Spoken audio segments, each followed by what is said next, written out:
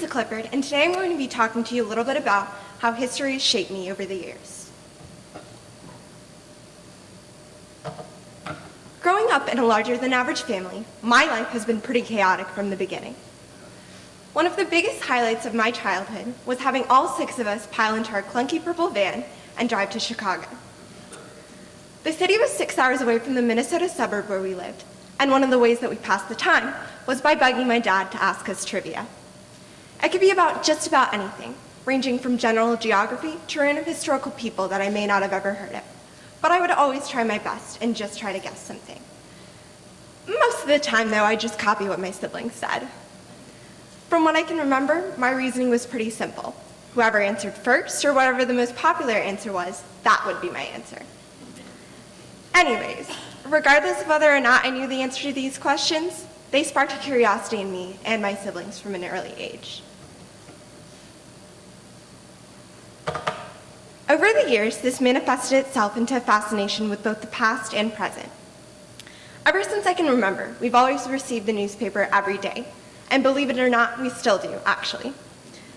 I remember feeling like it was such a big deal to move on from reading just the comics every day to reading actual articles. At first, this kind of felt like a sacrifice, but over the years, the progression from reading something like Peanuts every day to reading something a little bit more substantial and serious has truly helped widen my perspective.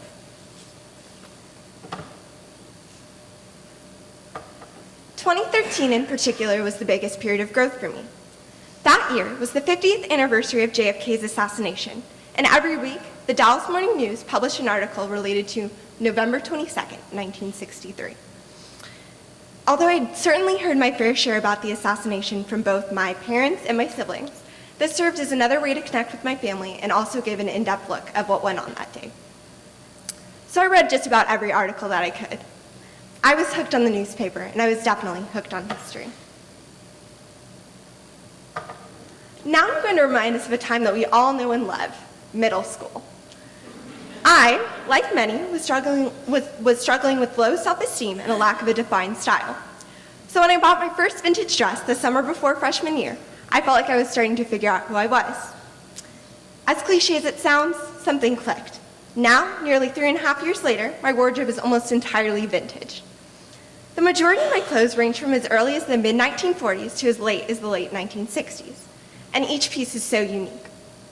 I often find myself wondering about the past of some of my pieces. For example, take that 60s mod dress that I'm wearing in the picture.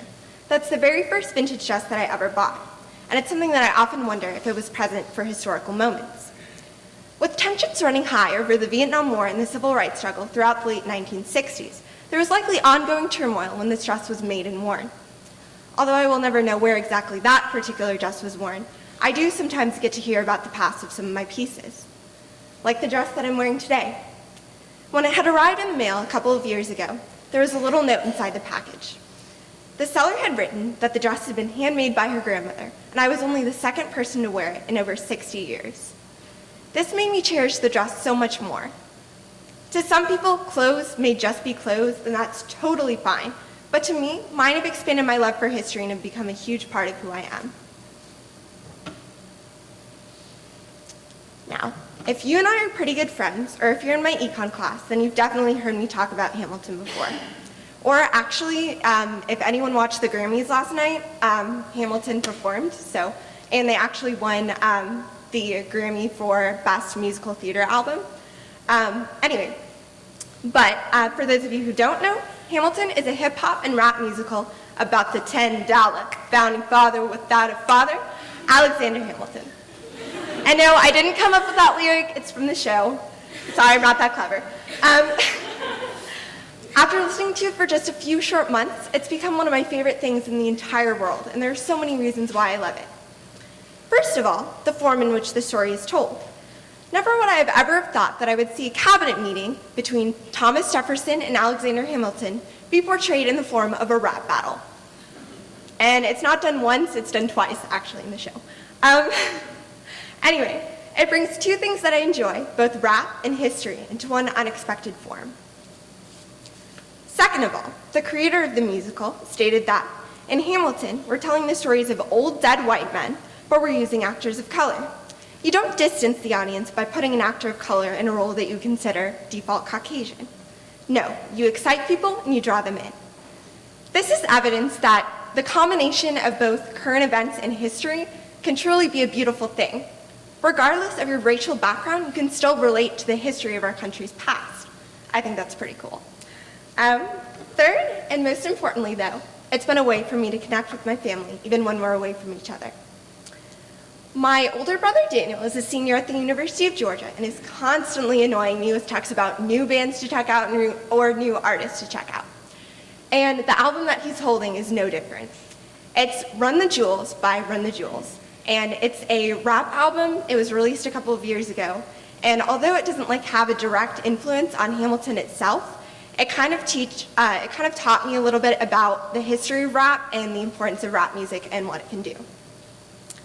My sister Monica lives in San Antonio now and is a history teacher. She's actually the one who introduced me to the musical in the first place. And even though I only get to see her every couple months or so, I still love texting her about a cool lyric that I noticed or a historical reference that I appreciated. Luckily enough, though, my eldest sister Natalie is currently living at home, and she's equally as interested in Hamilton's life as I am. So much so that she even drove off the side of the road on her way back from San Antonio and took a picture with the sign that said Hamilton. Literally, it was 30 minutes out of the way. It's kind of obnoxious. But in the end, though, my dad is the one to thank for all of this. Although he couldn't make it today, he's the one who read the book that Hamilton is based off of, quizzed us on random trivia over the years, watched dozens and dozens of documentaries with me, and most recently, he's begun rereading the Federalist Papers because of our interest in Hamilton. Without my dad's love for history in the first place, I don't think I would be the same person that I am today. Now, the cliched takeaway. My favorite lyric from Hamilton is history has its eyes on you, because I feel like it can apply to almost anyone, especially those of us going off to college. George Washington sings this to a bright-eyed and young Hamilton who is eager to become a leader in the American military. I love this lyric because he's clearly singing directly to Hamilton, but he's also directly singing to the audience, I believe. It basically is an indicator that history is tied to so many things. For me, it's in the clothes that I wear or the things that I find interesting. But for you, it could be something entirely different. One thing we all share in common, though, is that we're all witnesses to history.